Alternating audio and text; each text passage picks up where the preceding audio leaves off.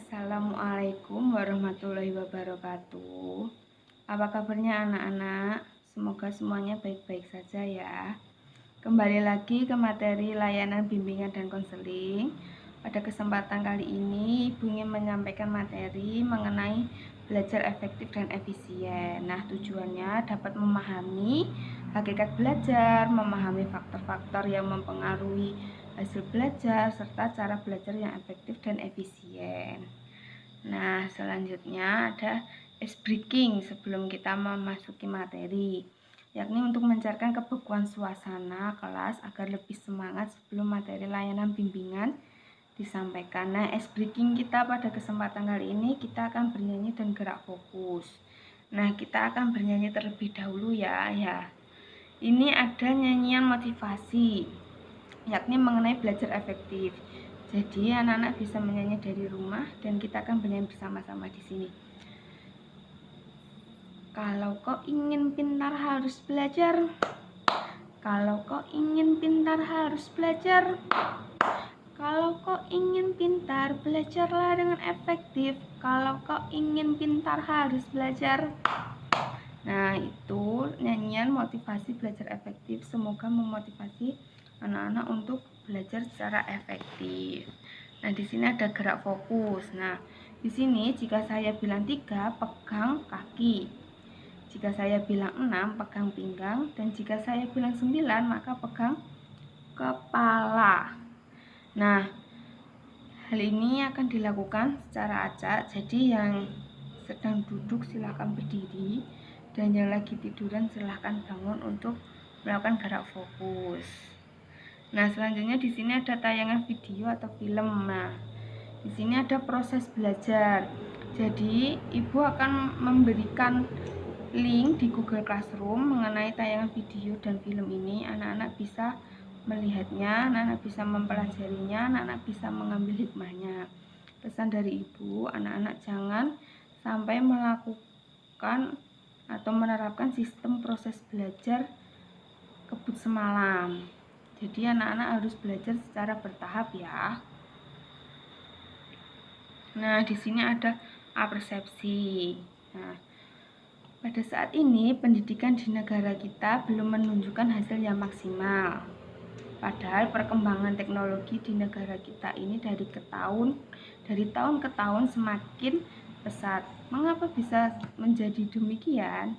Nah, salah satunya karena orang-orang di sekitar kita lebih banyak menggunakan alat-alat elektronik, bukan karena menjadi sumber belajar untuk mencari ilmu, melainkan hanya untuk mencari hiburan ataupun kesenangan. Oleh karena itu, kita harus belajar dengan giat secara efektif, efisien, serta menggunakan sumber belajar. Nah, salah satunya adalah internet agar kita menjadi orang yang sukses. Nah, seperti saat ini pandemi COVID-19 ini, kita mau nggak mau harus belajar secara daring, dan daring itu kita harus terhubung dengan internet selalu. Mau nggak mau kita harus seperti itu dan harus dijalaninya. Nah, selanjutnya kita akan masuk ke materi, yakni pengertian dari belajar. Nah, belajar di sini adalah suatu aktivitas yang dilakukan secara sadar untuk mendapatkan sejumlah kesan dari bahan yang telah dipelajari. Nah, belajar dikatakan sebagai suatu proses karena perubahan tingkah laku menjadi salah satu terjadi melalui suatu tahapan-tahapan yang pada akhirnya menjadi suatu hasil belajar. Nah, demikian bila seseorang siswa ingin mengetahui, dapat serta memahami sesuatu dengan baik, maka ia harus melalui proses belajar yang disebut dengan proses belajar. Nah, proses belajar akan menghasilkan perubahan yang bersifat intensional ataupun disengaja, positif, aktif, efisien, dan efektif serta fungsional. Nah, selanjutnya di sini ada faktor-faktor yang mempengaruhi hasil belajar.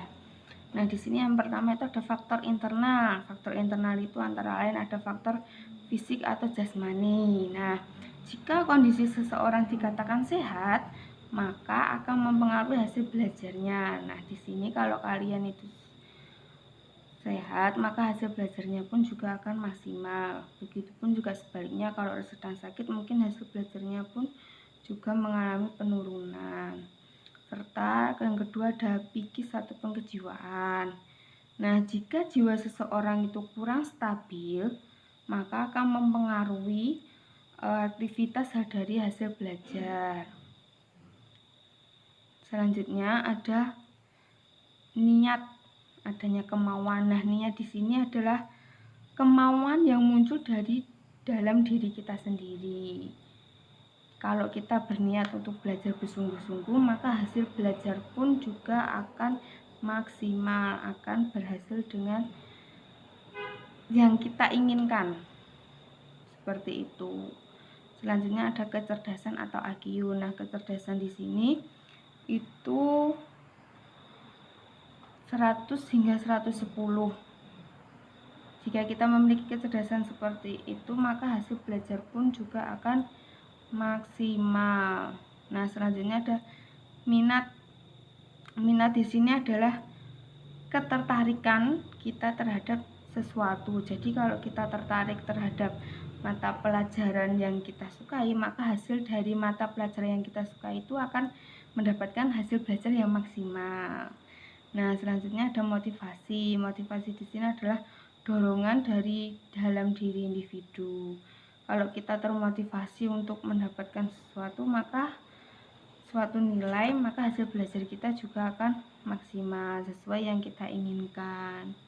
Nah, selanjutnya ada kondisi eksternal. Kondisi eksternal di sini ada sarana dan prasarana. Jika sarana dan prasarana kita terpenuhi, maka hasil belajar pun juga akan maksimal. Seperti kalau di rumah mungkin sinyalnya lancar, di sekolah pun juga sinyalnya lancar, maka dari belajar itu akan mencapai suatu hasil yang kita inginkan ataupun memuaskan. Nah, selanjutnya ada lingkungan sekitar. Nah, lingkungan sekitar di sini, kalau lingkungan sekitar kita itu positif, dia orangnya disiplin, terus on time, dan dia bisa bertanggung jawab, maka hasil belajar pun juga akan maksimal. Jadi kita belajar itu kalau udah waktunya belajar ya kita belajar, seperti itu, tergantung pada lingkungan sekitar kita. Nah, selanjutnya di sini ada 3 hal yang mendukung terhadap cara belajar yang efektif. Nah, di sini ada belajar mandiri. Belajar mandiri itu sebuah konsep pembelajaran atas inisiatif diri sendiri, bukan belajar sendiri. Jadi kita belajar secara mandiri, keinginan dari dalam diri kita. Nah, selanjutnya ada media belajar. Nah, media belajar di sini adalah sebuah sarana kita yang akan membantu kita dalam belajar, karena kita tinggal membaca dari media itu, sehingga kita sudah tinggal memahami hal tersebut. Ini juga bisa kita cari sesuatu yang akan kita pelajari. Jadi kalau kita butuh materi yang mungkin kita belum memahami, kita bisa mencari di media belajar kita sendiri dan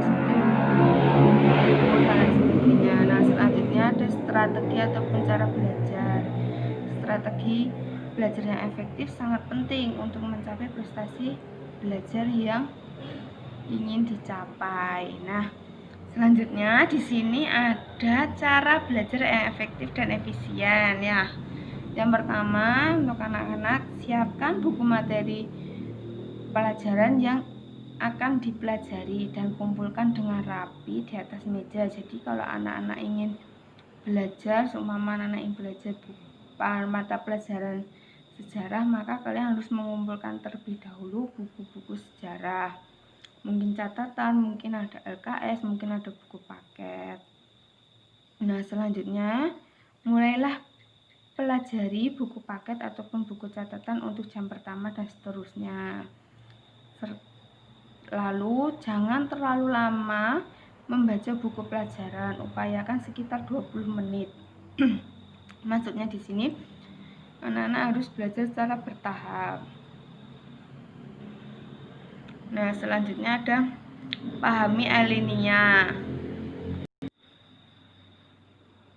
Nah, selanjutnya tuh pahami setiap alinea materi yang akan dipelajari. Jadi, kalau ada materi pelajaran, pahamilah setiap alinea itu. Maknanya seperti apa. Nah, lalu catat hal-hal yang penting dalam buku Anda. Jika belum mengerti, Anda bisa menanyakan kepada guru, kepada teman yang sudah mengerti. Jadi anak-anak kalau ada pelajaran yang belum dimengerti ataupun belum dipahami, bisa ditanyakan kepada guru yang bersangkutan ataupun teman kalian yang mengetahuinya tentang materi itu. Nah, selanjutnya untuk pelajaran yang non eksakta atau yang tidak ada menggunakan rumus.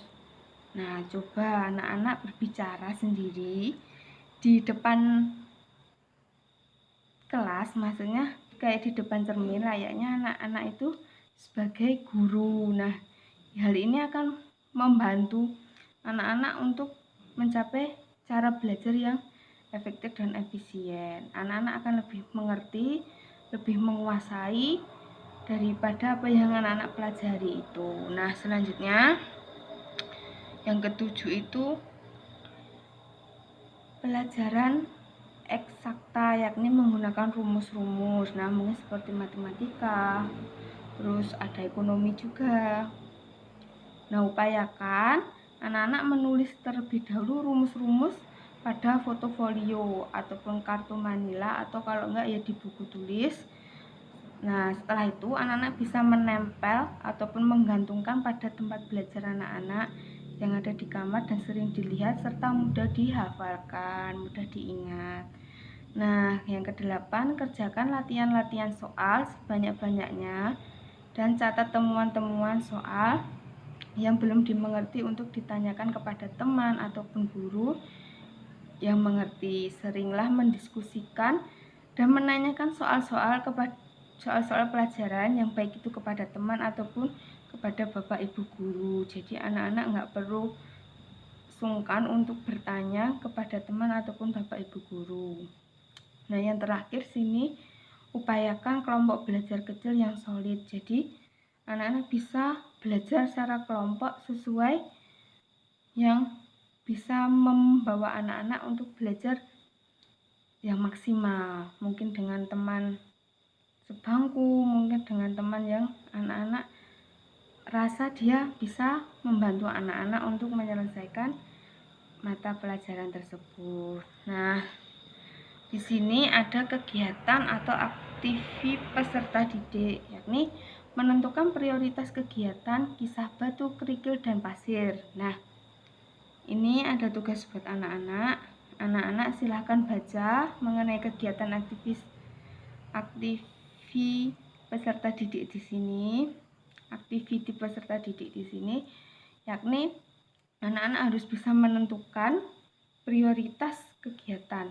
Maknanya itu seperti apa? Nah, kalau anak-anak sudah menemukan maknanya, nah ini dia. Apakah makna dari kisah tersebut? Nah, nanti anak-anak baca, anak-anak pahami maksudnya seperti apa, maknanya dari kisah inspiratif itu seperti apa. Nah, nanti anak-anak tulis di laman Google Classroom ya. Ibu ingin tahu maknanya seperti apa, pendapat dari anak-anak semuanya. Nah, mungkin itu materi yang dapat Ibu sampaikan pada kesempatan kali ini. Kurang lebihnya Ibu mohon maaf. Billahi taufik wal hidayah. Wassalamualaikum warahmatullahi wabarakatuh.